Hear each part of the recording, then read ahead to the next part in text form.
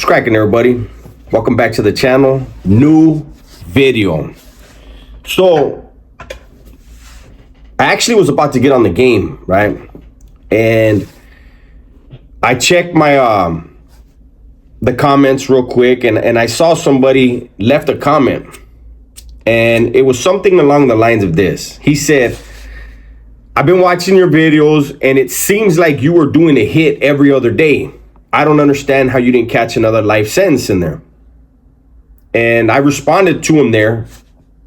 And for those of you that don't go through the comments and didn't see it, I said, you know what? That's a pretty good idea, man. A video idea. And so here I am. Obviously, I was not doing a hit every other day.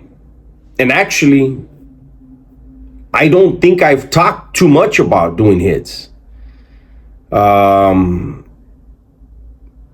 Doing a hit and ordering a hit are, splitting hairs are two different things. And I've talked about both a little bit. But if I talk about it, it's to try to get a point across, right? Now, I do remember one hit that I did talk about, and it was in Tehachapi. And I was in AdSeg, and I was being escorted out of AdSeg into R&R.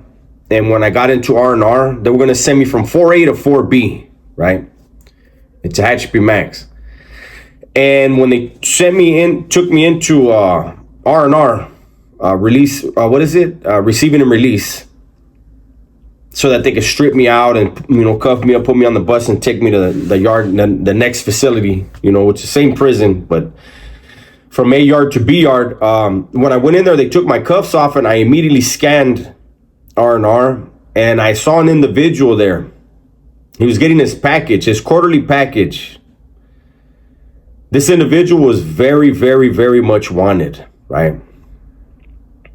I had a razor in my mouth. Remember, I'm coming out of AdSeg. That's the only reason why I had a razor on me. And when I saw this dude, I whacked him, right? I moved on this guy. And there's nothing glamorous or glorious about what I did. I did what I was supposed to do. I did what I had to do, right? But to get to where the question, I don't understand how you didn't catch another life sentence. So here's the thing. Tehachapi's in Kern County. At the time, they were picking up everything, okay?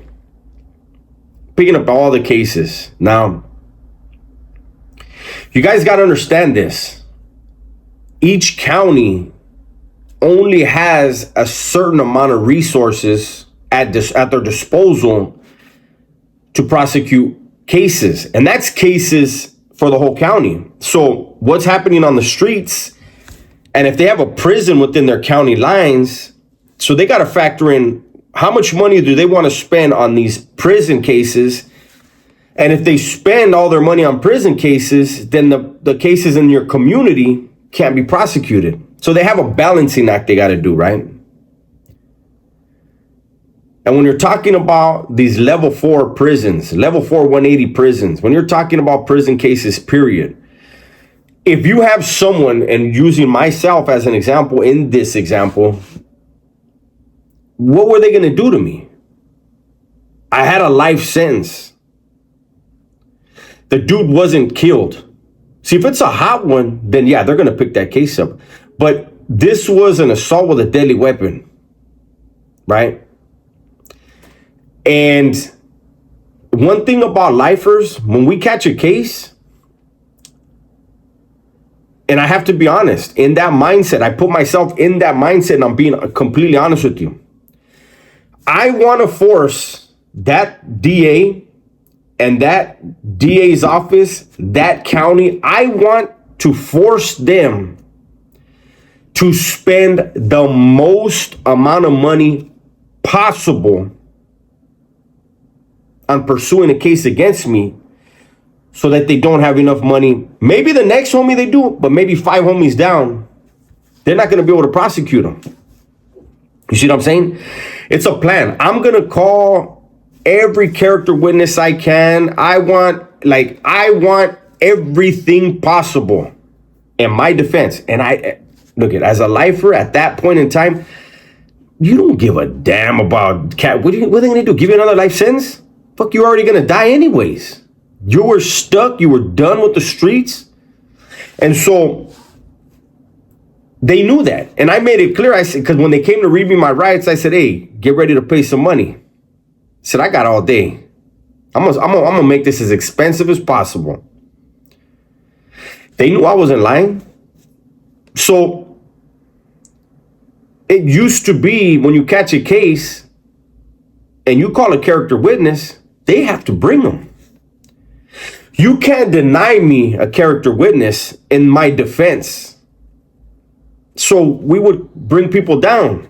We would bring legends down from Pelican Bay.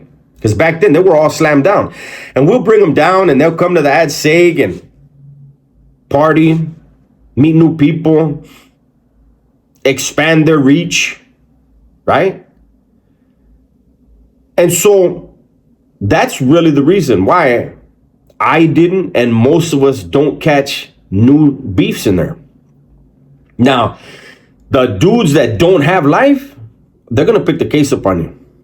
And it doesn't matter how expensive you make it because they're going to want that conviction. And most people were going to take the deal if they don't have an L. When you have a life sentence, you're like, what are you going to do to me, Holmes? Look, I used to have a thing when the cops used to try to threaten me with validation and all that. And I used to ask them, what do you think you're going to do to me? You're going to move me from one cell to another cell, right? Like if we boil it all down to what it really is, we get to the nitty gritty. Are you really threatening me that you're going to move me from one cell to another? Because that's all you're going to do. Because see, as a lifer, especially back then, nobody was going home. Nobody even thought about going home. So you knew you were going to die in prison. You're just going to die a slow death. It was a death penalty. To get a life sentence in California back then was a death penalty. It was just a slow death. So when the cops would come and talk tough, you're like, check this fool out. Who the fuck is he threatening? Sometimes you think, man, I'll fuck around and whack this dude. He keeps talking crazy. That's the cold reality of prisons. Unless there is a body, that's probably a 95% chance they're not going to pick up the case. If you have a life sentence. If you don't have a life sentence, there's a good chance they're going to pick it up because they just want you to plead guilty. Their conviction rate goes up. When the conviction rate goes up, they get more federal funding. So I've heard.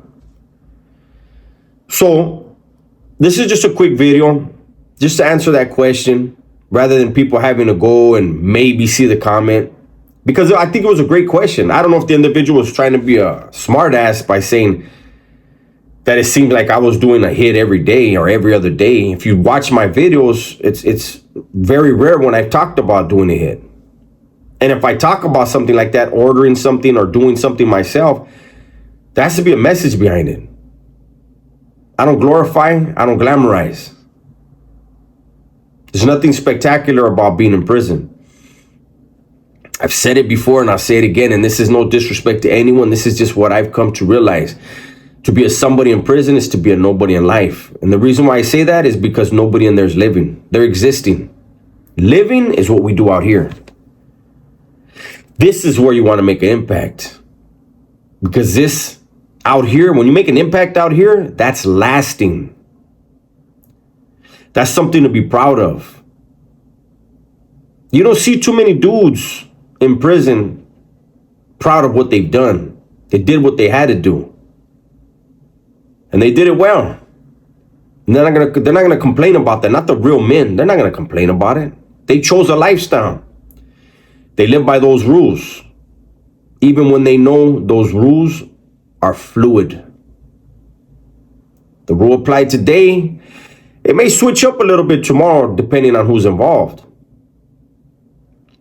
And you gotta bite the bullet and accept that too. Me, I'd rather be out here doing lives with you guys, listening to music with you guys, getting asked questions, being able to do whatever I want to do. and not have to look over my shoulder for the cops. It's a beautiful fucking feeling. There are men that have been in prison 20, 30, 40 years. They don't know that feeling. They don't know that feeling.